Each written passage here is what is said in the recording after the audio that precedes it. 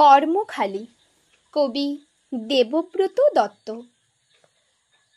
পাড়ার মদন পাশ করেছে, ইতিহাসে এমএ।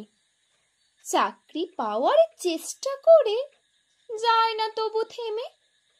মদন পেল গোপন খবর, আলিপুরের জুটে বন মানুষের চাকরি আছে, জানতে গেল ছুটে। বন মানুষের মুখোশ পরে থাকতে হবে খাঁচায়, মাইনে পাবে 700 টাকা, খাবার পাবে যাচাই। বেকার মদন অনিচ্ছাতেও চাকরিখানা নিল, দর্শকরাও বিজয় খুশি, দারুণ মজা পেল। একদিন তো লম্ফ দিয়ে পড়ল পাশের খাঁচায়, পাশেই ছিল নেকড়ে বাঘ, কেই বা তাকে বাঁচায়।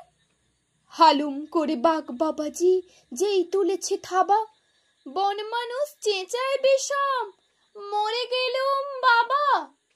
বাঘটা তখন বলল কানে, উড়ছো কেন ঘেমে?